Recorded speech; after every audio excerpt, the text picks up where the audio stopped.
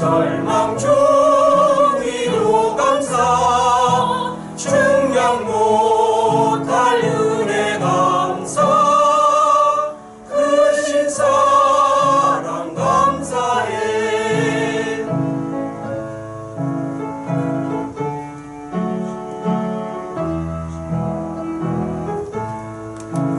우리 교회 주신 감사 형제자매 늘 감사 주일마다 은혜 감사 넘치도록 주시네 이제 우리 힘을 다해 열심으로 섬기세 오늘도 내일도 감사 영원토록 감사해. 아멘.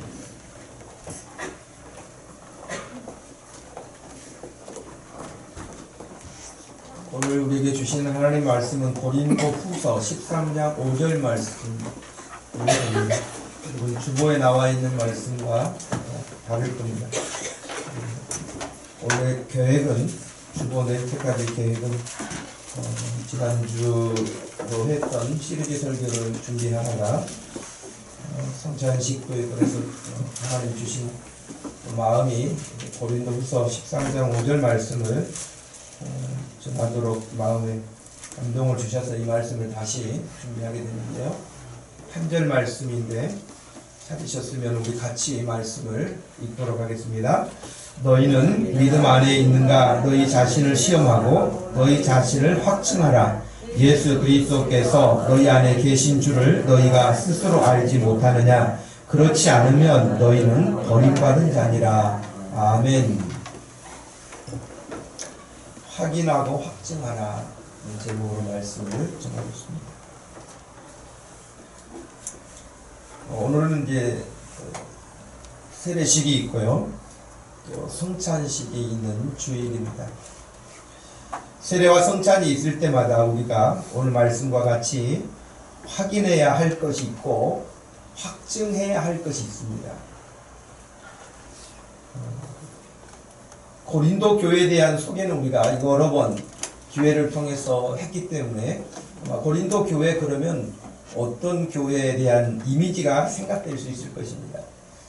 근데 여러분 말씀드린 대로 고린도 교회 그러면 지금 우리 목동 주심교회라고 하는 것처럼 한 교회에 이렇게 있는 게 아니라 고린도 지역에 있는 흩어져 있는 교회들이 그 당시의 교회들이에요. 가정교회라고도 할 수 있죠. 물론 우리처럼 회당과 같은 비슷하게 여러 사람들이 모일 수 있는 공간에 모이는 경우도 있었고요. 또 대부분은 가정에서 이렇게 모이는 경우들이 많았습니다. 그러니까 고린도 교회라고 했을 때는 어떤 한 교회만이 아니라 그렇게 여러 교회들, 가정에 모여있는 교회들을 이렇게 이야기할 수 있을 것입니다. 그런데 여러분 고린도라고 하는 지역, 지금도 역시 고린도라고 하는 지역이 있습니다. 여러분.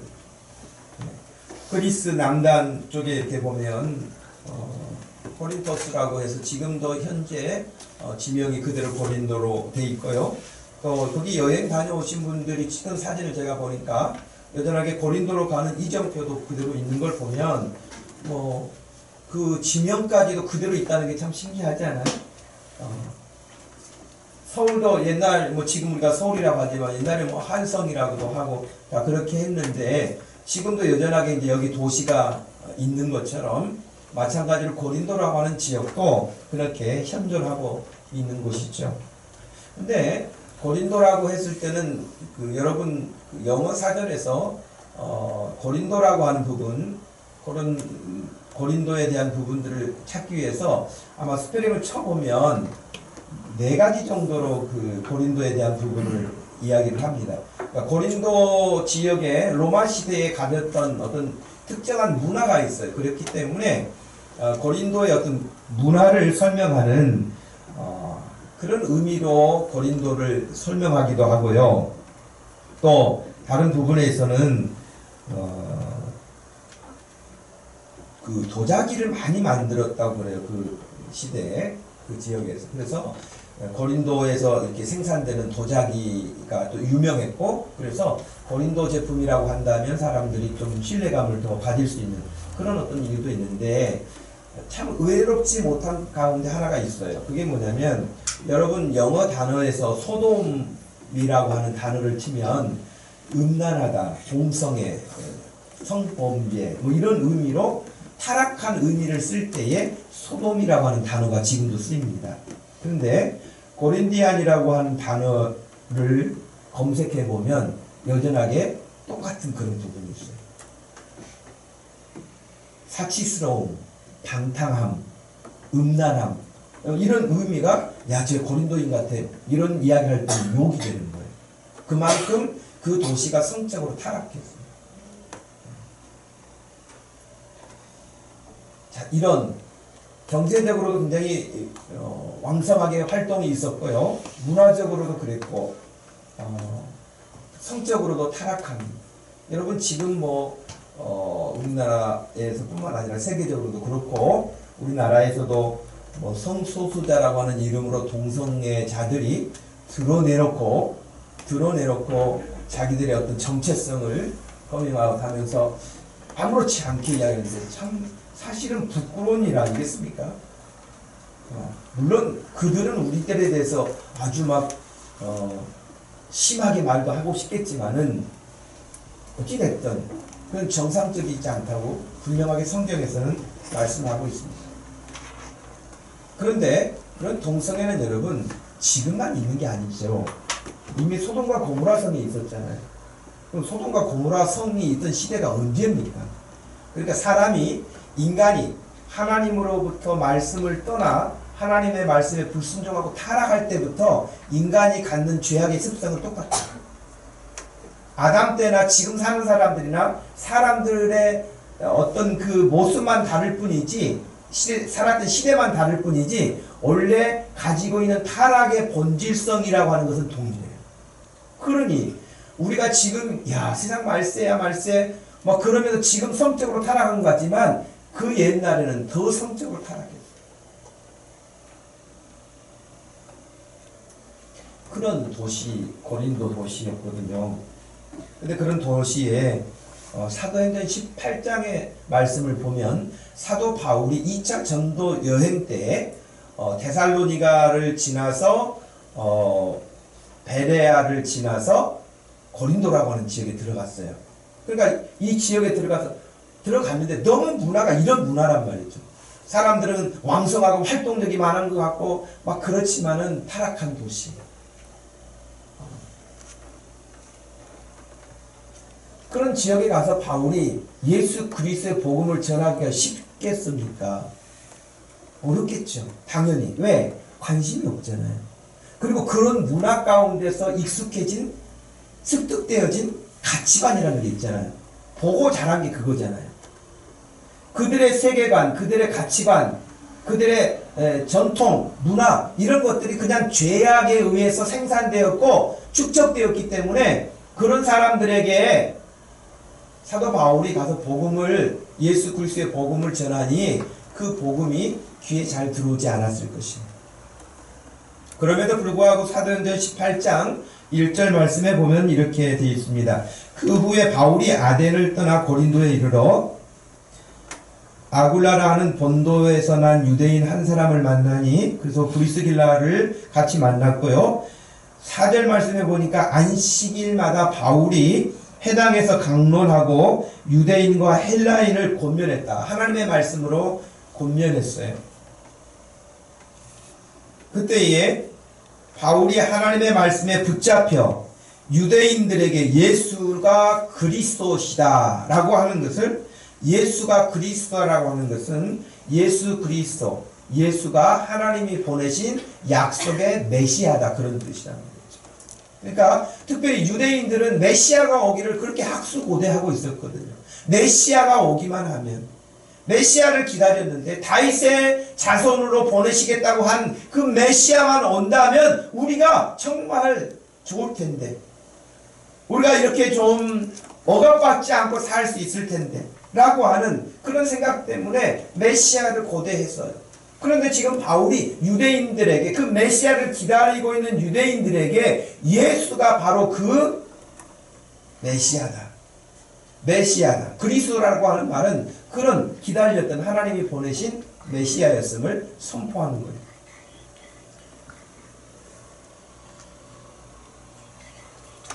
이건 마치 우리나라 사람들이 하나님을 알지 못했을 때 비나이다 비나이다 뭐 천지신명께 비나이다 뭐 이렇게 하고, 여러분 저 어렸을 때 그 시골에서 이렇게 어른들이 지내는 문화를 지금 되짚어 보면은요, 생일 맞이하면 하나님께 감사해서 시루떡을 해가지고 하나님께 항상 시루떡을, 저희 가정도 했거든요. 저희들 생일 맞이하면 항상 시루떡을 했는데, 떡을 한 것까지는 좋은데요, 지금 생각해보면 떡을 해가지고 항상 어디다 갖다 놨어요.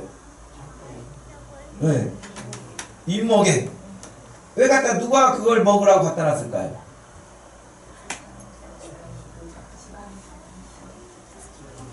삼신할매. 삼신할매라고 옛날 사람들은 그렇게 믿었어요. 아이를 잉태하고 출산하고 하는 것에 삼신할매라는 신이 있어요. 그래서 그 할매가 보내줬더니, 그래서 삼신할매 드시라고 시루떡 통째로 갖다 놔요. 자, 이런 사람, 이런 것으로 오래도록 길들여져 있는 사람들에게 삼신할매는 없다, 하나님이 보내셨다 그러면 사람들이 뭔 소리야 이게, 그럴 거란 말이에요. 똑같아요. 고린도에 사는 사람들, 또 유대인들, 이들이 자기들이 바라고 있고 자기들이 원하는 어떤 메시아가 있는데, 자기들이 십자가에 못 박아서 죽여버린 그 예수 그리스도가 메시아라고 그럼 믿고 싶지도 않고 그것을 듣고 싶지도 않았던 것이죠. 근데 오늘 사도행전 18장 5절 말씀에 보면 바울이 하나님의 말씀에 붙잡혀가지고 하나님의 말씀을 전파했다. 하나님의 말씀에 붙잡혔다. 원하기는 저도 여러분도 하나님의 말씀에 그렇게 붙잡힌 바 되기를 소원합니다. 정말 하나님의 말씀이 우리를 감고 나는 여러분 인생에서 그런 체험이 일어나기를 바라요. 여러분의 뜻대로 사는 것이 아니라 하나님의 말씀이 여러분의 마음에 자꾸 감동이 일어나서 여러분의 의지와 상관없이 그 말씀이 여러분을 지배할 수 있는, 바울이 왜 두렵지 않았겠어요? 전혀 듣지 않는, 얼굴을 보면은 정말 딱딱하게 굳어있고 말씀은 조금도 받지 않는 그들을 향해서 얼마나 힘들었겠어요, 말씀 전하기가. 그럼에도 불구하고 할 수 있었던 것은 그가 말씀에 사로잡혀 있었기 때문에 그렇다. 우리가 이 세상을 사는데 퍽퍽하고 힘들고 지치고 고단하죠. 그럼에도 불구하고 우리가 할 수 있는 것은, 일어날 수 있는 것은, 수고로움을 할 수 있는 것은, 내가 힘들지만 그 일을 감당할 수 있는 것은 사명이 있기 때문에, 그런 어떤 사명에 붙잡힌 사람들은 하는 거예요. 그래서 여러분, 바울이 그렇게 예수 그리스도의 복음을 힘있게 전하니까요, 항상 그랬듯이 반응이 두 가지로 나타났어요. 유대인들이 막 화를 낸 거예요. 어떻게 예수가 그리스도가 될 수 있느냐, 우리는 그런 메시아를 기다리지 않는다 라고 하면서 예수 그리스도를 배척하고 그 복음을 전하는 바울을 배척했어요. 그래서 그들이 대적하여 비방하기를 그치지 않으니까 바울이 6절 말씀해 보니까 옷을 털면서 이르되 너희 피가 너희 머리로 돌아갈 것이요 나는 깨끗하니라. 이후에 이방인에게로 가리라 그랬어요. 그러니까 항상 바울은 어디 지역에 들어가든지 이렇게 먼저 유대인들을 사랑하는 그 마음 때문에, 자기 동족에 대한 안타까움 때문에 먼저 소식을 전해 주었지만, 그럼에도 불구하고 그들이 받지 않으니까 나는 너희들에게 전한 걸 다 전했다. 너희들이 받지 않은 것은 너희들의 몫이다. 너희들의 피가 너희에게로 돌아갈 것이다 라고 하는 무서운 말을 남긴 것이죠. 여러분, 그런 이야기도 있잖아요. 유태인들이 히틀러 정권 하에서 600만 명이 희생을 당했는데, 어떤 학자들은 그렇게 말을 한다고요. 예수님을 십자가에 못 박으려고 할 때에 유대인들이 외친 소리가 있어요. 빌라도의 아내도 이에게서는 죄를 찾을 수가 없다. 죄가 없다. 그랬음에도 불구하고 유대인들이 계속해서 소리를 질렀어요. 십자가에 못 박아라, 십자가에 못 박아라. 그러면서 그들이 너희들이 이 일을 어떻게 당하려고 그러느냐 그랬더니 그건 우리가 다 감당하겠다. 우리 자손들이 다 감당할 것이다. 그래서 그 말을 유대인들에게 희생당한 600만 명에 대한 이야기를 그렇게 해석하는 경우도 있어요. 그러니까 여러분 그 말이 무슨 뜻인지도 모르고 말 함부로 하는 거 아니죠. 근데 분명하게 복음을 전했는데도 그것을 받아들이지 않으면 더 이상 소망은 없습니다. 바울이 이방인에게 갔는데요. 7절에 보니까 거기서 옮겨 하나님을 경외하는 디도 유스도라 하는 사람의 집에 들어가니 그 집은 회당 옆에 있었어요. 회당장 그리스보가 온 집안과 더불어 주를 믿으며 수많은 고린도 사람도 듣고 믿어 세례를 받더라 그랬어요. 그리고 예수님이 그날 밤에 바울에게 나타나셔서 그렇게 말씀하셨어요. 9절에 밤에 주께서 환상 가운데 바울에게 말씀하시되 두려워하지 말며 침묵하지 말고 말해라. 이 성 중에는 내 백성이 많다. 내가 너와 함께 있음에 어떤 사람도 너를 대적하여 해롭게 할 자가 없을 것이다. 여러분들이 믿음으로 하나님을 향하여 나아가는 그 발걸음에 있어서는 두려움과 공포와 부담감이 100배로 온다 할지라도 여러분들이 주의 뜻대로 살기를 원하여서 그리 한다면 바울에게 말씀하신 것과 같이 주님이 함께 하셔서 대적할 자가 없게 될 줄로 믿습니다. 하나님이 그 일을 능히 감당할 수 있도록 힘을 주실 줄로 믿는 것입니다. 바울은 그래서 고린도에서 1년 6개월 동안을 하나님의 말씀을 가르치게 됐습니다. 그래서 고린도 교회가 힘을 얻어가서 고린도 교회만 생긴 것이 아니라 고린도에서 또 다른 지역으로 계속해서 교회들이 세워지게 되었던 것이죠. 이렇게 해서 그렇게 타락한 도시 고린도였지만 예수 믿는 사람들이 생기기 시작했고 세례를 받는 사람들이 생겨서 교회가 구성되게 되었던 것입니다. 그래서 고린도전서 1장 말씀에 따르면 하나님의 거룩한 성도로 부르심을 받은 자들이라고 그렇게 말했어요. 성도, 말 그대로 거룩한 무리들이라고. 그러니까 그렇게 세속적인 문화에 타락한 문화에 있는 그 지역의 그 고린도인이 아니라 하나님의 거룩한 백성으로 부름받은 무리들, 하나님의 백성들이라고 해서 성도라 그런 거예요. 그러니까 여러분 교회에서 뭐 목사님, 집사님 이렇게 하는 호칭 직분이 있지만은 성도라고 하는 표현이 여러분 그렇게 값이 없는 표현이 아닌 거예요. 호칭이. 성도라는 표현이 굉장히 귀한 거예요. 근데 사람들은 성도는 계급 구조로 제일 밑에 최소한 집사 되고 그 다음에 안수 집사 되고 장로 되고 권사 되고 이런다고 생각하는데 그렇지 않아요. 저도 그런 직분에 대해서 늘 귀하게 생각하지만 형제 자매라고 하는 말도 저는 굉장히 좋아하거든요. 예수 안에서 한 형제 되고 한 자매 된 것에 대해서 여러분 그것보다 귀한 것이 어디가 있어요. 목사는, 집사는, 장로는 여러분 일하는 직임에 있어서 맡겨진 직책이지 그것이 뭐 다 다른 건 아니에요. 예.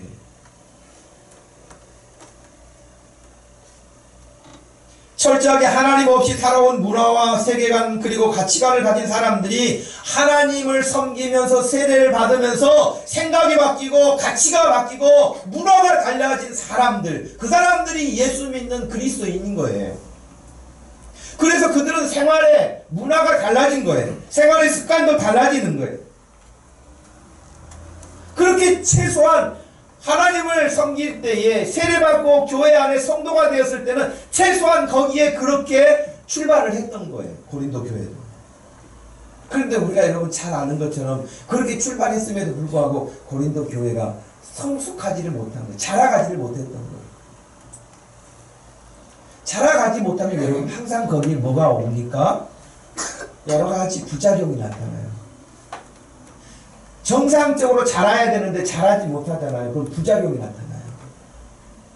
그 부작용 가운데는 고린도 교회 안에 여러 부작용이 나타났어요. 우리가 어제 그 사랑의 헌금 대상자라고 소개받은 17살 학생에 대한 어떤 부분, 백혈병 항암 치료를 받고 있는, 근데 형 골수를 20 받았는데 오히려 그 부작용이 일어나가지고 피부가 다 갈라지고 그 고통스러운 모습을 봤잖아요. 부작용은 참 힘들어요. 교회도 마찬가지예요. 고린도 교회가 그렇게 좋은 은혜를 받아서 성도가 됐는데 성장이 되지 않으니까 부작용이 나타나요. 그래서 그 부작용 가운데 가장 먼저 일어난 게 뭡니까? 파당이 일어나요. 나는 베드로가 좋아. 나는 바울이 좋아. 나는 그리스도가 좋아. 나는 베드로가 좋아. 그래서 파당이 나눠져요. 베드로파, 바울파, 그리스도파, 이런 식으로 파당을 짓는 거예요. 여러분, 교회 공동체는 바울이 그렇게 말했잖아요. 너희들이 바울의 이름으로 세례를 받았니? 바울이 너희를 위해서 십자가에서 죽었니? 라고 물어봤어요. 너희를 위해서 십자가를 지신 분은 예수 그리스도 한 분이고 너희가 세례 받을 때도 예수 그리스도의 이름으로 세례 받지 않았느냐? 그런데 어찌 바울파가 있고 그리스도파가 있고 개바파가 있겠느냐? 아볼로파가 있겠느냐? 라고 굉장히 호되게 야단을 했죠. 여러분, 우리 교회 안에 어떤 작은 거 하나라도 그렇게 그 편가르기가 있거나 불편한 마음이 있거나 이런 것은 없기를 축복합니다. 우리가 다 그리스도 예수 안에서 한 형제 되고 자매 되고 하나님의 은혜로 다 여기에 왔는데 여기에서 더 사랑하지 못한 것을 안타까워해야지 저건 마음에 안 들고 이건 싫고 저건 어떻고 힘들고 이건 내 일 아니고 이러면 그러면 안 돼요. 그건 내 일이 아니에요. 우리가 해야 될 일이 아니에요. 우리는 어떻게라도 더 하고 싶어 하고 더 섬겨주려고 하고 더 아껴주려고 하고 더 상대를 이해하려고 하고 이런 마음이 성장하는 자의 성숙한 자들의 마음 아니겠어요? 여러분, 지금은 뭐 형제들이 많지 않으니까 그렇지 않지만 옛날 뭐 5남매, 6남매, 7남매, 8남매 이렇게 가족들이 많던 그런 시대는 막 형제들끼리 왜 싸움이 안 일어납니까? 싸우죠. 예. 그리고 뭐 약한 애들은, 동생들은 늘 그 유일한 무기가 뭡니까? 울어야 돼요, 울어. 울어야, 너 왜 우냐? 그러면 오잖아요. 그러니까 우는 거예요. 한 방 맞고, 뭐 살살 때려도 막 크게 맞은 것처럼 막 우는 거죠. 그러면 그 지켜보는 부모 마음이 어떠겠어요? 여러분, 우리가 형의 마음을 가지면 안 되고, 오빠나 누나의 마음 정도는 가지면 안 되고, 부모의 마음이 있어요. 교회 공동체에서도 다 그냥 형, 동생, 누나 수준에서 서로 치고받고 싸우고 누가 더 잘하니 못하니가 아니라 다 부모의 마음을 가지고 볼 수 있는 마음이 있어요. 부모는요, 약한 사람일수록 더 막 안타까워. 여러분, 어떤 집안 보면 그 집안에 그 사람 한 사람 때문에 그 집안이 제일 힘들어요. 재산도 다 말아먹었어요. 그 나머지 형제들은 정말 열심히 성실히 노력해가지고 다 자리를 안정적으로 잡고 살아요. 그 부모님께 용돈을 드려요. 어머니 고생하셨고 아버지 고생하셨으니까 더 막 수고하지 마시고 그냥 지내시라고. 그러면 그 돈 그만 다 쓰지 않고 모아가지고 그 다 말아먹은 자식한테 갖다 준 거예요. 부모 마음이 그런 거예요. 너희들은 그냥 어찌됐든 그래도 살만한데 저것도 내 자식인데 지금 사람의 형편이 제일 안 좋잖아요. 그러니까 마음이 그한테 가는 거예요. 그게 부모예요. 그런데 여러분, 교회 공동체 안에서도 늘 약한 사람, 힘든 사람, 어려움에 있는 사람, 그런 사람에 우리가 마음이 갈 수 있는 그 사람이 성숙한 사람이에요. 저것은 언제 믿음이 자랄지 모르겠어 그러면서 그 사람 보면서 이렇게 하는 것은 그건 지혜롭지가 않고 성숙한 자의 모습이 아니에요. 근데 고린도 교회가 안타깝게도, 물론 고린도 교회가 여러분 시간이 뭐 30년 된 교회가 아니에요. 바울이 복음 전하고 난 다음에 한 5년 이내 정도 되는 거예요. 고린도 전후서를 쓸 때 시기적으로 보면. 그러니까 역사가 깊은 교회가 아닌 거예요. 그건 우리가 이해해 줄 만하죠. 그래서 바울이 분쟁이 있다는 이야기를 들으면서 굉장히 속상했습니다. 고린도전서 1장 9절에 너희를 불러 그의 아들 예수 그리스도 우리 주와 더불어 교제하게 하시는 하나님은 미쁘시로다. 모두가 같은 말을 하고 너희 가운데 분쟁이 없이 같은 마음과 같은 뜻으로 온전히 합하라. 내 형제들아 너희 가운데 분쟁이 있다는 소문이 들리니 그러면서 말씀드린 것처럼 너희를 위하여 십자가에 못 박혀 죽은 사람이 바울이냐? 바울이 그런 일을 했느냐? 바울의 이름으로 너희가 세례를 받았느냐? 라고 반문하면서 결코 그것은 하나님이 기뻐하시지 않는 일이라고 말하고 있습니다. 오늘날에도 마찬가지지 않겠습니까? 사람이라는 것이 성향이 있어서 그냥 그랬을 것 같아요. 전 예를 들면 지금 목동 주심교회는 교역자라고 하면 저 그냥 하나잖아요. 근데 이제 저도 부목사로 있다 보면 여러 부목사들도 있고 교역자들이 많잖아요. 그러면 여러분 생겨요. 자기가 좋아하는 스타일이 있어요. 여러분 그쵸? 그러다 보니 좀 그게 불편하죠. 왜? 자기를 대놓고 좋아하는 사람도 있고 자기를 대놓고 싫어하는 사람도 있거든요.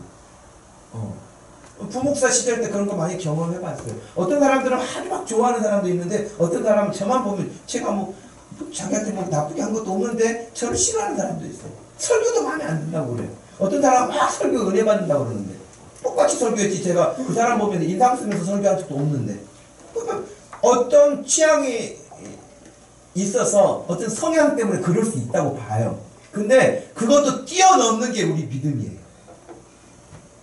우리 성향대로 사는 게 아니에요. 우리 기질대로 사는 게 아니에요. 우리는 모두 다 우리의 혈액형이 다르고 기질이 다르고 다 다르지만 다 예수 그리스도 안에서 사는 줄로 믿습니다.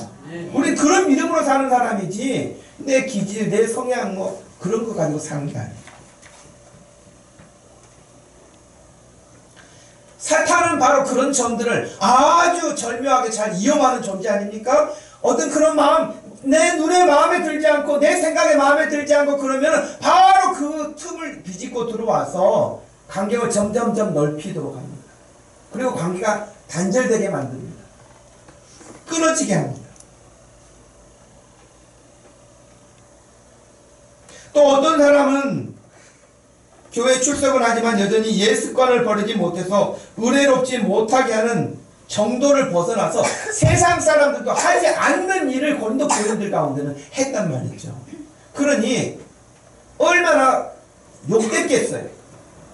세상 사람들도 하지 않는데 교회 다니는 사람이 해. 예수 믿는 사람이 해. 그건 수준이 좀 낮은 거잖아요. 수준이 낮은 거예요.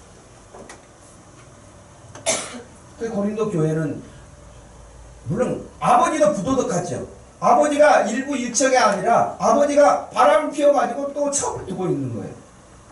근데 그 아버지 밑에서 배운 아들이 뭘 배웠겠어요? 아버지 첩하고 살아요. 고린도 교회 그렇게 됐잖아요. 그것은 세상 사람들도 그렇게 하지 않는다. 그렇게 말한 거예요. 그러니 근데 이 사람들이 교회 안에 들어왔단 말이에요. 교회 다녀요. 저 한국에 저 교회 다니는 사람인데 저 예수 믿는 사람인데 근데 제가 지금 이렇게 한다는 이야기를 하면 얼마나 손가락질 대상이 됩니까? 그런 정도도 있었다. 오늘 한국 교회를 보면 세상이 한국 교회를 생각해 주잖아요. 걱정해 주잖아요. 교회가 저러면 안 되는데. 나 정말 그런 이야기를 들을 때마다 너무나 부끄러워요. 교회가 저러면 안 되는데. 예수 믿는 사람들이 저러면 안 되는데. 고린도 교회 그랬던 것처럼 지금 한국 교회도 세상 사람들이 교회를 안 다니는 사람들이 바라보면서 그렇게 말을 한다고요.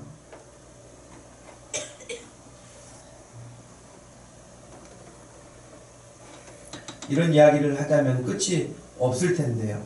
그리고 오늘 5절 말씀에 아주 중요한 메시지가 있지 않습니까? 다시 한번 오늘 5절 말씀을 같이 읽어보겠습니다. 너희는 믿음 안에 있는가? 너희 자신을 시험하고 너희 자신을 확증하라. 예수 그리스도께서 너희 안에 계신 줄을 너희가 스스로 알지 못하느냐? 그렇지 않으면 너희는 버림받은 자니라. 아멘. 오늘 말씀에서 우리가 기억해야 할 세 가지가 있습니다.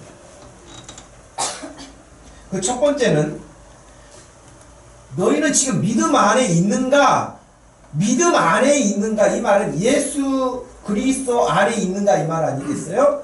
예수 그리스도 안에 있는가? 너희 자신을 시험해 보라는 거예요. 다른 사람을 시험하지 말고 여러분 자신을 시험해 보라는 거예요. 사실은 말이죠. 바울이 이 말을 하기 전에 어떤 일이 있었냐면 계속해서 고린도 교인들이 누구를 시험했습니까? 바울을 시험한 거예요. 바울 너 사도 맞냐? 저는 바울은 사도가 아니다. 그래서 사도성에 대한 시비부터 걸고 넘어지면서 계속 괴롭힌 거예요. 그리고 바울이 건강이 안 좋았어요. 바울이 건강이 안 좋았다. 그러니까 바울의 약한 부분을 늘 공격했어요. 또 사도 바울에 대해서 그런 공격을 할 뿐만 아니라 예루살렘 교회가 어려운 일을 당해가지고 구제 헌금을 모아가지고 예루살렘에 전달하는 그 과정이 있었는데 그 헌금을 다 바울이 갖다가 써버린 것처럼 그렇게 악평하는 사람들도 있었어요. 그러니 얼마나 힘들었겠어요. 여러분도 마찬가지지 않겠어요? 우리 교회 초창기에 어떤 분이 전 그런 소문을 내고 다녔다고 제가 들었어요. 여러분들이 헌금을 하면은 자기들은 모르고 안 목사님이 그 헌금을 다 혼자 관리하고 있다. 그렇게 이렇게 쓰고 저렇게 쓰고 다 혼자 하고 있다. 이런 말을 소문을 내고 다니는 사람이 있었어요. 근데 여러분도 잘 아시는 것처럼 지금도 헌금 개수위원이 있고 재정부장이 있는 것처럼 그때도 여러분 헌금위원들이 3명이 항상 같이 했었거든요. 자기들이 헌금 관리하고 자기들이 다 메모하고 자기들이 다 결산하고 다 그랬는데 그런데 자기네들은 소문 나기를 교인들은 아무도 모르고 목사님 혼자 다 한다. 예를 들면 이렇게 하면 여러분 제가 얼마나 오해를 받으며 또 다른 사람들이 그런 이야기를 들으면 얼마나 건강치 않은 모습으로 보이겠습니까? 그럴 거예요. 고린도 교인들이 바울이 여러분 돈 벌기 위해서 돈에 그냥 어떻게 마음이 빼앗겨가지고 선교 다닌 사람입니까? 우리가 아는 바로 그런 사람이 아니잖아요. 그런데 고린도 교인들이 고린도 교회 중에 일부의 사람들이 바울을 계속해서 사도가 아니다, 헌금 갖다 다 쓴 사람이다, 저렇게 자기 몸도 건강치 않은 사람이 뭐 다른 사람에게 말씀을 전하 등등등 괴롭혔던 거예요. 그러니 바울이 지금 나 그만 시험하지 말고 너희 자신을 시험하라. 그렇게 말한 거예요. 시험하는데 무엇을 시험해 보느냐? 너희가 믿음 안에 있는가 시험해 보라는 거예요. 그럼 믿음이 뭐예요, 여러분? 믿음이 뭐예요?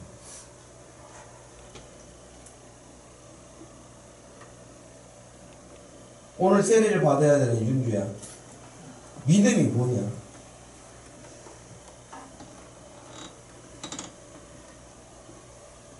여러분 고린도전서 15장 말씀에 따르면 믿음의 내용이 정확하게 나와 있어요. 다시 한번 볼까요? 고린도전서 15장으로 가셔서 고린도전서 15장 이 부분은 믿음에 대한 중요한 부분에 해당합니다. 자, 1절 말씀부터 12절까지 우리가 함께 말씀을 교독하도록 하겠습니다. 1절에서 12절까지입니다. 제가 먼저 1절 읽습니다. 형제들아, 내가 너희에게 전한 복음을 너희에게 알게 하노니 이는 너희가 받은 것이요 또 그 가운데 선 것이라.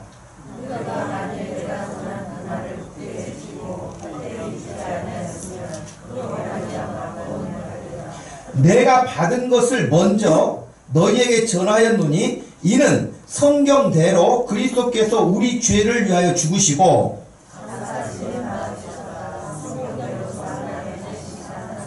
게바에게 보이시고 후에 12 제자에게와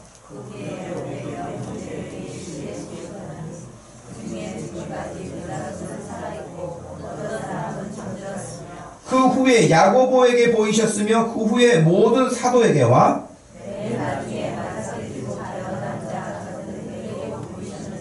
나는 사도 중에 가장 작은 자라. 나는 하나님의 교회를 박해하였으므로 사도라 칭함 받기를 감당하지 못할 자니라.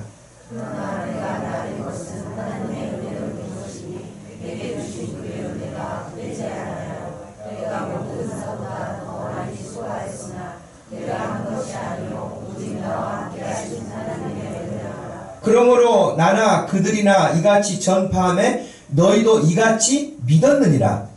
그리스도께서 죽은 자 가운데서 다시 살아나셨다 전파되었거늘 너희 중에서 어떤 사람들은 어찌하여 죽은 자 가운데서 부활이 없다 하느냐. 아멘. 여기 보면 믿음이 뭐냐? 명확하게 3절 말씀에 내가 받은 것을 먼저 너희에게 전했는데 이는 성경대로 그리스도께서 우리 죄를 위하여 죽으시고 4절 장사 지낸 바 되셨다가 성경대로 사흘 만에 부활하신 그것을 믿느냐는 거예요. 여기 있는 여러분 한 사람 한 사람 여러분의 죄 때문에 예수 그리스도가 십자가에서 대신 죽으신 것을 믿습니까? 그걸 확인하라는 거예요. 다른 사람의 죄가 아니라 나의 죄 때문에 십자가 지신 예수 그리스도를 믿느냐? 동시에 여러분의 죄를 완전히 다 용서받게 하시고 다시 의롭게 부활하신 예수 그리스도를 믿느냐? 라고 묻는 것입니다. 그렇게 전했어요. 그러니까 고린도 교인들이 그 사실을 받아들였어요. 그렇게 믿습니다. 아멘 하고 세례를 받은 거예요. 그러니 첫 번째 확인해야 될 것은 너희가 여전히 그 믿음 안에 있는가? 너희 자신들을 시험해보라.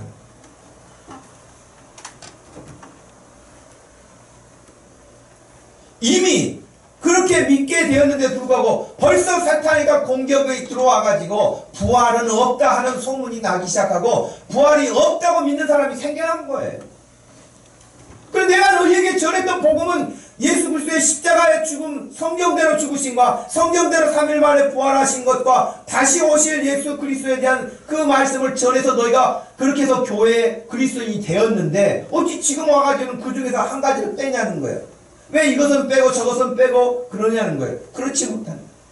그러니 너희 자신이 지금도 여전하게 그 믿음 안에 있는가? 너희 자신을 시험해보라. 이 말이 조금은 거리감이 있어 보여요. 너무 좀 추상적일 수 있어요. 이것을 우리 현실적인 문제로 가지고 와서 시험을 해본다면 어떻게 시험이 가능할까? 저는 이렇게 생각돼요. 여러분의 삶의 목적이 어디 있는가를 한번 시험해보라. 시험해보라는 말은 점검해보고 살펴보라는 뜻이거든요. 여러분의 삶의 목적은 어디 있어요? 어제 말고 그제 들었던 금요일날 들었던 여러분 그 선교사님 멕시코라고 그랬나요? 어느 통하지 않는 멕시코에 하나님 가라 하셔서 멕시코에 가셨다고 그랬잖아요. 그분이 계속해서 말했던 것 가운데 뭐가 있어요? 삶의 목적이 뭐냐면 54평 아파트면 기억나시죠? 여러분도 그래요? 54평 아파트예요? 화장실 3개 달린 아파트 찾아요?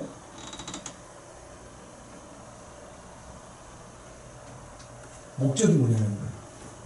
열심히 공부하고 열심히 사업하고 열심히 직장 나가고 스트레스 받고 힘들고 어려워도 그걸 하는 이유가 뭐냐는 거예요. 뭐 때문에? 믿음 안에 있는가에 시험하는 것은 여러분 자신을 시험해 보라는 거예요. 여러분이 지금 시험하는 자신을 한번 생각해 보세요. 내가 지금 왜 공부하지? 내가 왜 직장에 나가지? 내가 왜 돈을 벌지? 내가 왜 이 일을 하지? 답은 뭡니까? 믿음 안에 있는 사람의 답은 뭐예요? 오직 살아도 죽어도 예수 그리스도의 그 일을 위해서 나는 공부한다. 나는 예수 그리스도의 그 나라를 위하여 사업한다. 나는 주님의 이름으로 도와야 할 자들이 너무 많고 복음 전해야 될 것이 너무 많아서 열심히 내가 돈 벌어야 되겠다. 열심히 내가 사업해야 되겠다. 내가 열심히 직장에 나가서 성실하게 일해서 경제활동을 왕성하게 해서 그 하나님의 나라를 확장하는 일에 내가 쓰임받기를 원한다. 그런 목적이 있는 사람, 그 목적을 가지고 사는 사람이 믿음 안에 있는 사람이요. 여전하게 54평 아파트 찾고 다니는 사람은 믿음 안에 없는 사람인 거예요. 아니, 그런다 해서 54평 사는 사람들이 다 믿음 없는 사람이라 그런 뜻은 아니에요. 물론 우리 교회에서 54평 사는 사람이 안 계셔서 다행이지만, 물론 여러분 100평에서도 살 수 있어요. 예수 믿는 사람 가운데 여러분 100평에 사는 사람들 많아요. 네? 미국에 가보세요. 은퇴한 선교사님들이 우리가 봤을 때는 얼마나 좋은 환경에서 살고 계시는지. 그러니까 그거 자체가 나쁘다는 게 아니에요. 어떤 것이 선교사님들 위해서 주어질 수도 있고 여러분에게 어떤 삶이 주어질 수도 있어요. 그러나 우리의 삶의 목적이 거기에 있지 않다는 거예요.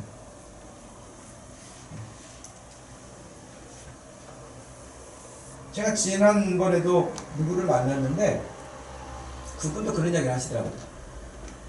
돈 쌓아놓으면 뭐해? 은행에 돈 쌓아놓으면 뭐 하냐는 거예요. 제가 여러분에게 여러 번 했던 이야기처럼 뷔페 식당에 가면은 음식이 산더미처럼 쌓여 있어도 그게 뭐예요? 먹은 것만 내 거예요. 먹은 것만 내 것이지 산더미처럼 쌓여 있어. 은행에 돈 많이 쓰도요, 여러분이 쓴 것만큼만 여러분의 인생에서 여러분의 돈이에요. 죽고 나면 여러분 돈 아니잖아요. 여러분이 쓴 것만큼만 여러분의 돈인 거예요. 근데 그 돈을 어디에 쓰느냐가 중요한 것이죠. 근데 어떤 사람들은 쌓아두는데, 더 증식하는 데만 삶의 목적이 있는 것처럼 추구하고 거기를 따라가는 사람, 수단 방법을 가리지 않는 사람, 거짓말도 살살 해가면서 그렇게 하는 사람, 다른 사람 피해를 입혀가면서 그렇게 하는 사람, 이런 사람들은 믿음 안에 있는 자신의 모습인가를 시험해보라는 거예요. 우리의 목적은, 우리 인생의 목적은 명예, 돈에, 자기의 어떤 즐거움에, 다른 어떤 것에 있지 않고 오직 살아도 죽어도 주를 위하여 나는 산다라고 하는 바울의 고백이 나의 고백이 되는 사람, 그 사람이 나를 위하여 대신 십자가에 죽으셨다가 다시 부활하신 그 예수 그리스도를 믿는 믿음 안에 사는 사람인 것입니다.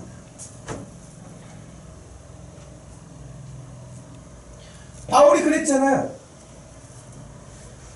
예수 그리스도가 나를 위해서 십자가에서 죽으시고 다시 나를 살리셨으므로 나는 주님의 것이 되었다. 다시는 과거의 나의 삶으로 돌아가는 것이 아니라 그리스도를 위해서 살 수 있도록 부르셨고 구원하셨다고 명확하게 밝혔습니다. 그러니 여러분, 예수 그리스도로 중심에서 사는 사람은 생각도, 다른 사람하고 이야기하는 것도, 추구하는 것도, 그런 모든 것들이 오직 그리스도를 향해 있어요. 왜 우리가 다니엘 21일 기도회에 같이 동참하고 있느냐? 여러분, 우리 생활, 만약에 21일 동안 우리가 이 일을 하지 않고 그냥 일상생활을 한다면 여러분 어제 그 시간에 어디서 뭐 했겠어요? TV는 나의 목자시니 나의 즐거움이 넘치도다 그러면서 그 앞에 있었겠죠. 그러나 여러분, 우리가 기도하는 자리에 있는 거예요. 찬양하는 자리에 있는 거예요. 말씀 듣는 자리에 있는 거예요.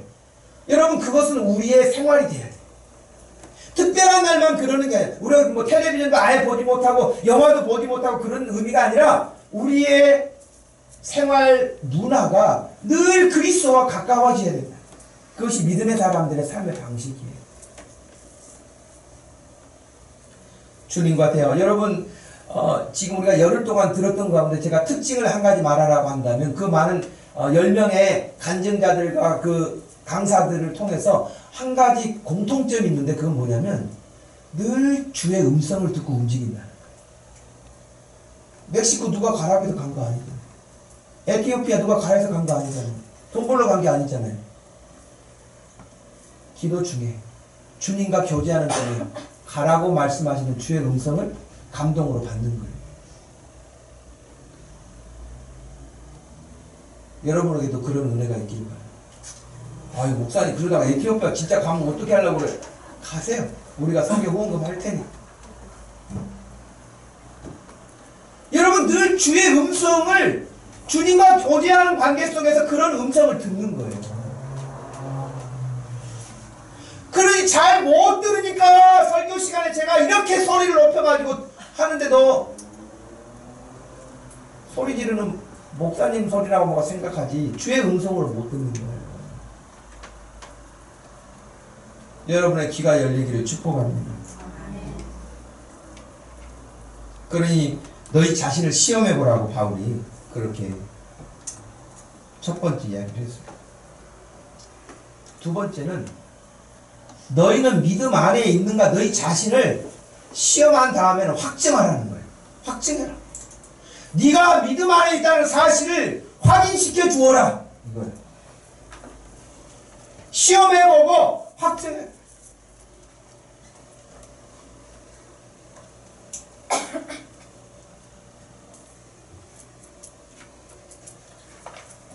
확증은 어떻게 가능할까요? 제가 여기서 여러분들을 이렇게 딱 내려다보고 있잖아요. 그럼 이제 한눈에 다 들어오잖아요. 여러분이. 여러분의 얼굴 표정을 보면 어떤 사람은 주의 은혜를 사모하는 사람의 얼굴 표정도 있어요. 근데 미안하지만 다는 아니에요. 우리 숫자가 많지 않은데도 불구하고 우리는 제 생각 같아서는 우리 교회 성도들은 숫자가 많지 않으니까 여기는 축정이 넣고 다 알보기를 바라는데 그건 바랄 뿐이지 얼굴 표정을 보면 쭉정이 친구들도 있어요. 얼굴 표정에 보면 은혜를 사모하지 않는 마음도 있다. 어떤 사람은 얼굴 표정을 보면 혼자 은혜 다 받아. 혼자 은혜를 다 받아. 뭐 제가 그 사람에게 특별히 눈을 맞추면서 그 사람에게만 은혜를 가도록 이렇게 조정하고 있는 것도 아닌데 그 사람은 혼자 은혜를 받아요. 사모하는 자가 받는 거예요. 달리 받는 게 아니에요. 확증할 수 있는 것은 그 사람의 삶의 모습에서 나타납니다. 그 사람이 진짜 그런 믿음을 가졌는가 살아가는 모습 보면 압니다. 그 사람의 생활이 확증으로 나타나는 것이죠. 여러분 미국의 조나단 에드워드라고 하는 분은 그 시대에도 큰 영향을 끼쳤지만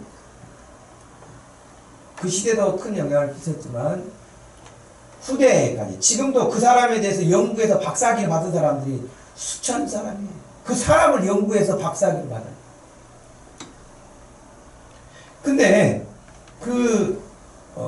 조나단 에드워드가 썼던 일기가 책으로 나왔는데요.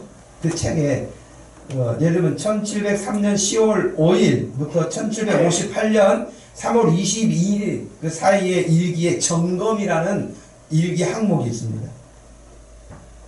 근데 자기의 영적 성장을 점검하는, 우리로 여기 첫 번째와 같이 시험하고 점검하는 것이 75개 조항이 있어요. 그래서 자기 자신을 늘 점검했어요. 내가 이 점검표에 어떤 반응이 있는가 했는데, 예를 들면 75개를 다 소개할 수는 없고 몇 가지 소개하면 이런 거예요. 우리가 보았던 고린도후서 13장 5절 본문을 가지고요, 구원과 죄에 대한 점검, 조나단 에드워드가 자기 자신을 점검할 때 이렇게 한 거예요. 시편 139편 23절과 4절, 하나님이여 나를 살피사 내 마음을 아시며 나를 시험하사 내 뜻을 아옵소서. 내게 무슨 악한 행위가 있나 보시고 나를 영원한 길로 인도하소서라고 하는 그런 마음을 가지고 자기를 세 가지로 점검했어요. 한번 읽어볼까요? 시작. 하나님께 내 마음과 뜻을 살펴달라고 구하노라. 죄가 육체적인 바닥에 습관적으로 저지르는 죄가 아니라. 이것을 날마다 점검하는 거예요.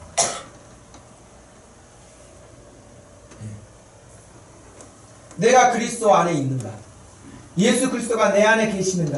늘 묻는 거예요. 주님이 나와 계십니다. 내가 예수님 안에 있는가?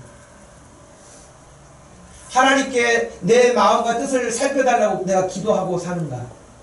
내가 습관적으로 죄를 저지르는 것은 없는가? 늘 자기를 점검합니다. 또 한 가지, 말씀 연구와 묵상에 대해서도 점검을 했는데 디모데후서 3장 16절을 모든 성경은 하나님의 감동으로 되는 것으로 교훈과 책망과 바르게 함과 의로 교육에 유익하다. 또 시편 119편 11절 내가 주께 범죄하지 아니하려고 하여 주의 말씀을 내 마음에 두었나이다. 죄 짓지 않기 위해서 하나님의 말씀을 내 마음에 두었다고 하면서 그가 또 세 가지를 점검했습니다. 읽어볼까요? 하나님의 말씀을 정기적으로 읽고 묵상하는가. 말씀을 읽거나 들으면서 내 인격과 행위가 말씀을 지키는지 점검하는가. 성경에 나온 교훈을 잘 지키며 살펴보는가. 어긴 것은 없는지 살피는가. 조나단 에드워드를 연구해서 수천 명이 박사학위를 받는 이유가 있겠죠. 그냥 그 사람을 연구하지 않겠죠. 그가 하나님 앞에서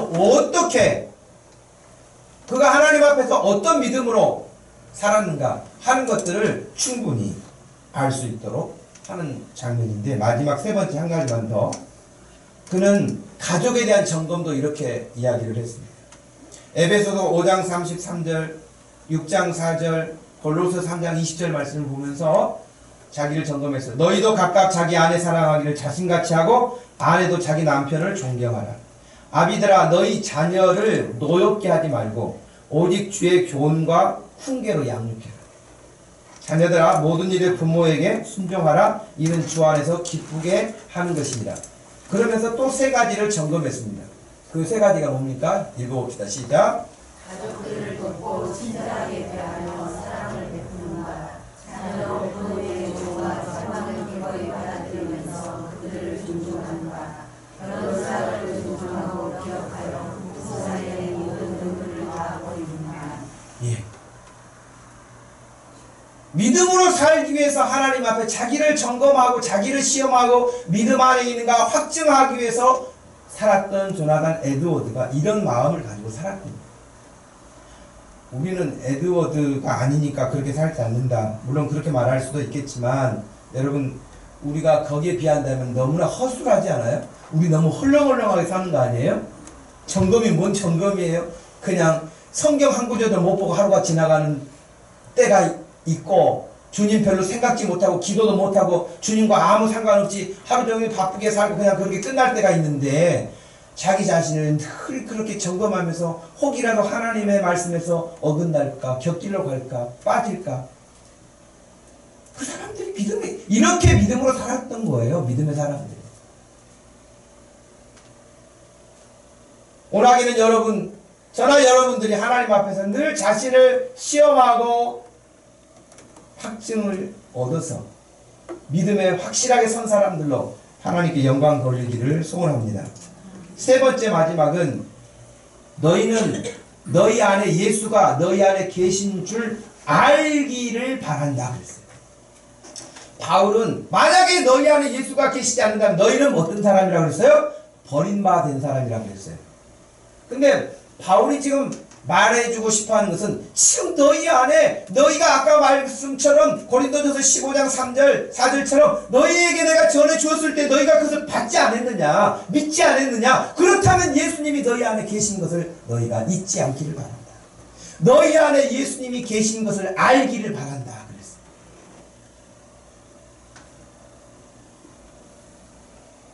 버리온 자라고 하는 헬라어 단어가 아도키모이라고 하는 단어인데, 이것은 시험에 통과하지 못한 자라는 뜻이에요. 시험에 통과하지 못한. 시험을 해봤는데 예수님이 없어. 그건 버린 자라는 거예요. 우리에게는 기회가 주어집니다. 여러분, 오늘도 우리에게 기회가 주어졌지 않습니까? 오늘도 우리에게 건강이 주어졌지 않습니까? 오늘도 우리가 예배할 수 있는 이런 환경이 주어지지 않았습니까? 얼마나 좋은 기회잖아요. 이 좋은 기회가 주어졌으니 이 좋은 기회로 하나님을 더 사랑할 수 있기를 바랍니다. 은혜를 더 사모할 수 있기를 바랍니다. 하나님을 더 힘있게 찬양하고 하나님께 마음을 더 쏟아서 예배할 수 있기를 축복합니다.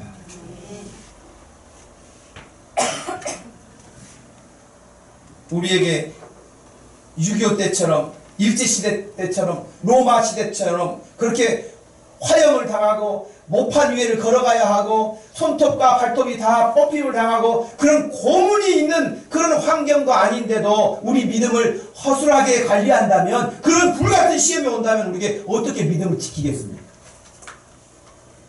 하박국 선지자가 하박국서 2장 2절에 그랬습니다. 여호와께서 내게 대답하여 이르시되 너는 이 묵시 곧 말씀을 기록하여 판에 명백히 새기되 달려가면서도 읽을 수 있도록 하라 그랬다.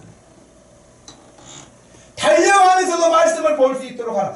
오늘 이 말씀을 우리에게 그냥 생활에 의욕으로 적용한다면 여러분의 어떤 삶 가운데서도 하나님의 말씀이 여러분들을 다스릴 수 있도록 하도록 하라는 거예요. 바쁘다고? 바쁜 중에도 그렇게 할 수 있도록 하라는 거예요. 힘들어도 그렇게 할 수 있도록 하라는 거예요. 그게 하나님이 우리에게 말씀하시고 우리가 살아가는 삶의 방식을 가르쳐 주신 것입니다. 본하기는 우리 목동주신교회 모든 성도들이 항상 우리 주 예수 그리스도 안에 믿음의 뿌리를 깊이 내리고 그것이 아름다운 열매로 나타나고 또 더 많은 사람들에게 하나님의 나라가 전파되어지는 일 쓰임받을 수 있기를 주님의 이름으로 축복합니다. 하나님 아버지 고맙고 감사합니다. 오늘 우리가 시험해 보아야 하고 확증해야 하는 일이 있습니다. 그냥 습관에 젖어서 있는 것이 아니라 날마다 주님을 높일 수 있는 그런 믿음 될 수 있도록 하나님 우리 한 사람 한 사람을 붙들어 주시고 주의 선한 목적을 위해서 존귀하게 쓰임받게 하여 주옵소서. 예수님의 이름으로 기도하옵나이다. 아멘. 이 시간에는 세례 서약하는 시간이 있겠습니다.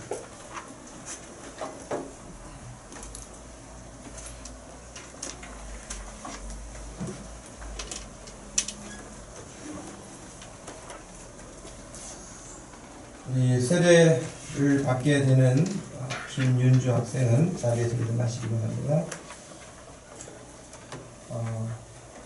네 가지를 손을 들어서 예라고 답하실 수 있기를 바랍니다. 예라고. 윤주는 자신이 하나님 앞에 죄인인 줄 알며 마땅히 그의 진노를 받아 죽음에서 오직 하나님의 은혜로만 구원 얻을 소망밖에 없는 사람인 줄 아십니까? 윤주는 주 예수 그리스도께서 하나님의 아들이심과 죄인의 구주이심을 믿으며 말씀에 따라 구원하실 분은 오직 예수님 뿐이신 줄 알고 그를 믿으며 그를 의지하십니까? 윤주는 지금 오직 성령의 은혜에 의지하여 그리스도를 좇아 모든 죄를 버리고 그의 가르침대로 살기로 작정하십니까? 윤주는 목동 주심교회 다스림과 치리에 복종하고 그 거룩함과 화평함을 이루도록 힘쓰기로 다짐하십니까? 네, 손 내리시기 바랍니다. 지금 이 서약에 예라고 대답했기 때문에 예수님의 이름으로 세례를 베푸려고 합니다. 앞으로 나오시기 바랍니다.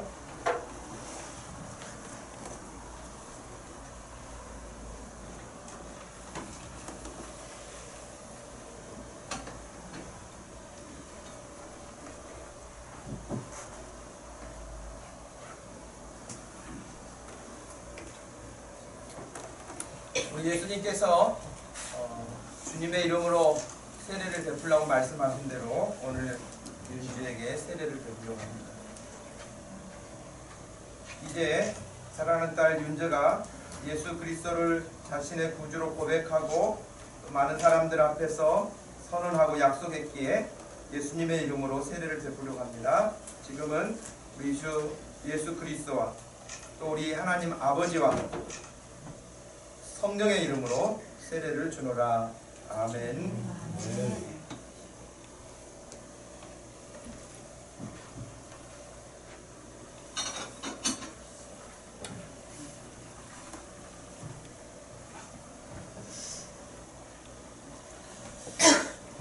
이제 선포하겠습니다. 김윤주는 이제 대한예수교 장로의 목동 주심교회 세례 교인 된 것을 성부와 성자와 성령의 이름으로 공포하노라. 아멘. 이제 우리 성찬식을 진행할 텐데요. 우리 먼저 찬양을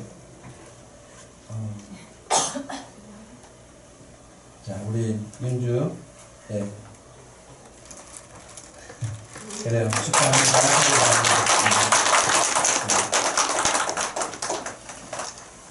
성찬식 대하기 전에 우리 찬양 143장 1, 2, 3절 드리겠습니다.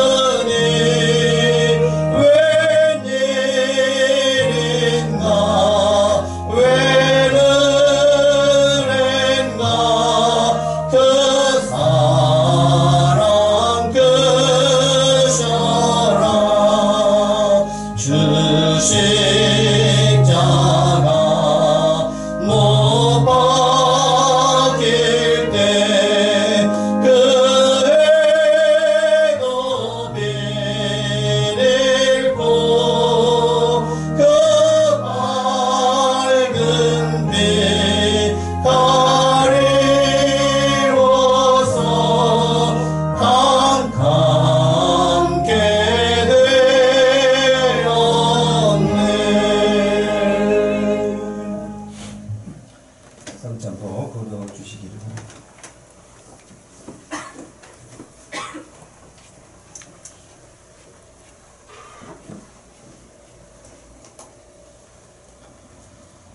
우리가 이 성찬을 진행하는 것은 예수님께서 우리에게 직접 말씀하셨기 때문입니다. 고린도전서 11장 23절 말씀에 내가 너희에게 전한 것은 주께서 받은 것이니 주께 받은 것이니 곧 주 예수께서 잡히시던 밤에 떡을 가지사 축사하시고 떼어 이르시되 이것은 너희를 위하는 내 몸이니 이것을 행하여 나를 기념하라고 하셨기 때문에 우리가 이 말씀을 따라서 성찬식을 거행하려고 합니다. 이 성찬에 참여할 수 있는 이들은 예수 그리스도를 자신의 구주로 영접하고 예수 그리스도가 자신의 유일한 소망인 것을 고백하고 예수 그리스도를 위해서 살겠다고 하는 분명한 믿음과 목적을 가지고 있을 때에 이 성찬에 참여하게 되리라고 봅니다. 사도 바울은 이 성찬에 참여하는 자세에 대해서 우리에게 일러주기를 이렇게 말씀했습니다. 누구든지 주의 떡이나 잔을 합당하지 않게 먹고 마시는 자는 주의 몸과 피에 대하여 죄를 짓는 것입니다. 사람이 자기를 살피고 그 후에야 이 떡을 먹고 이 잔을 마실지라고 말씀했습니다.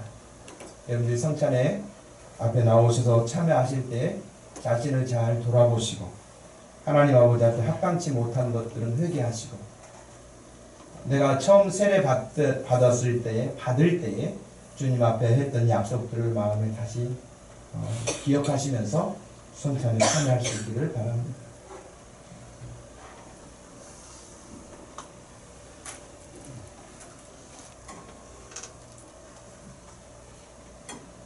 기도하겠습니다.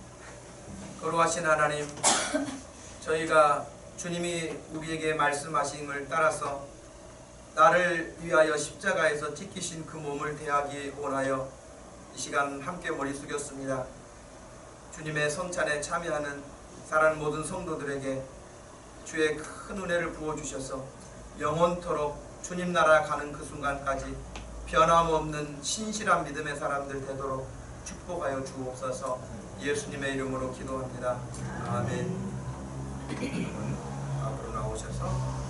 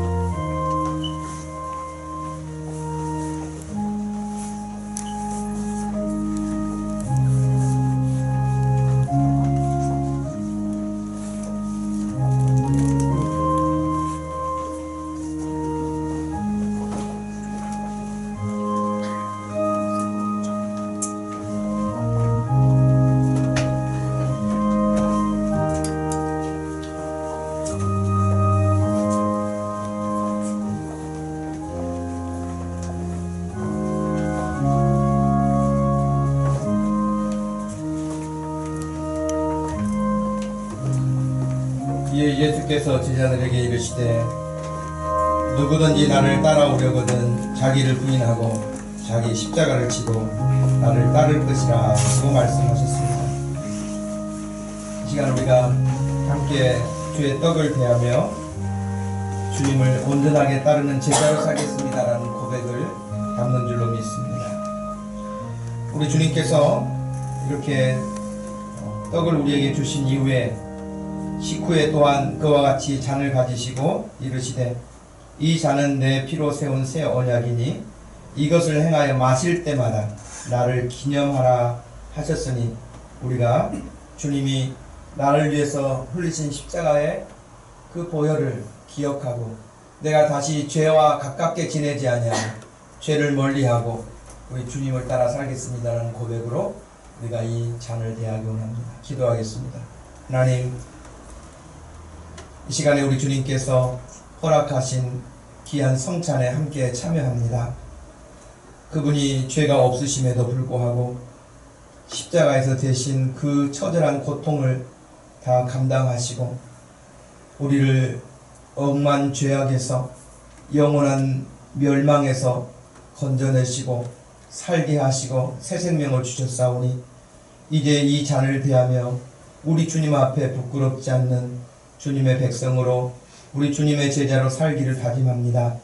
이 잔을 대하는 모든 이들에게 주의 성령의 충만함을 덧입혀 주옵소서.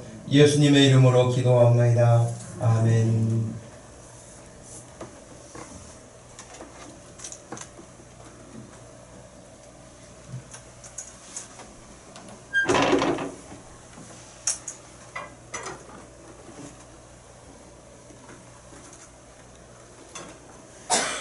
앞으로 나오셔서 잔을 대하십니다.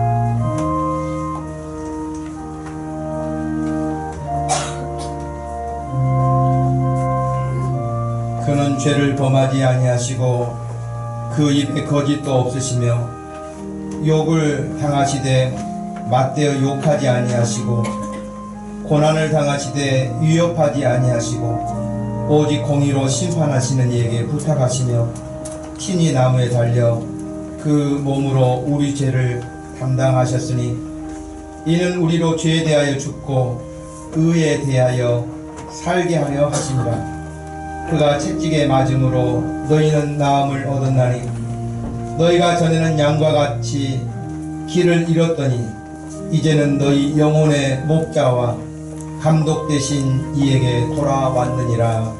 아멘.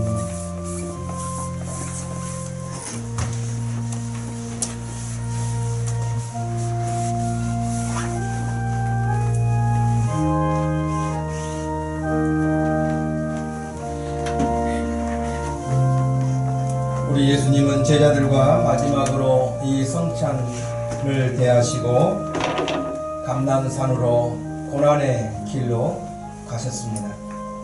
고난의 길로 가셨을 뿐만 아니라 약속하신 대로 그는 죽음과 부활을 통해서 우리를 온전하게 구원하신 놀라운 구원의 구세주가 되셨습니다.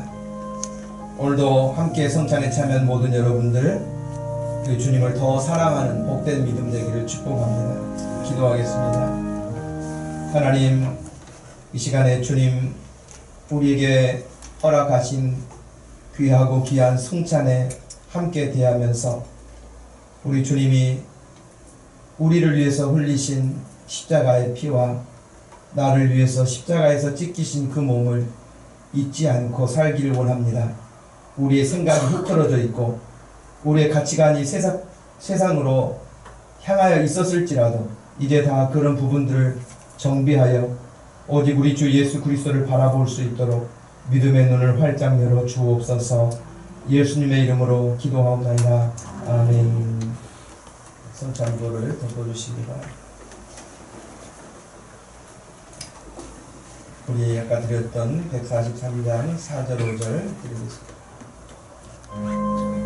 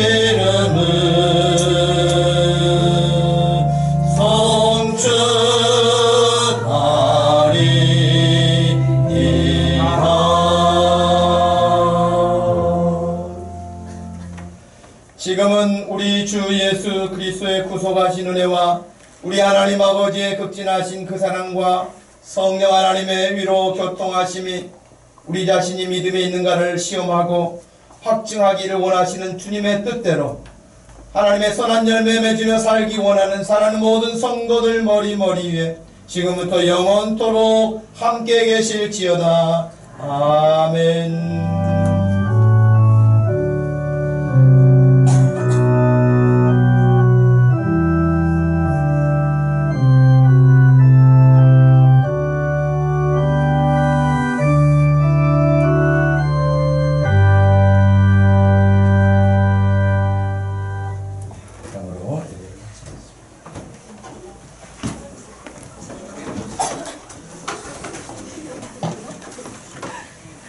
잠깐만 한 1분만 광고 말씀하겠습니다. 잠깐만 해주세요.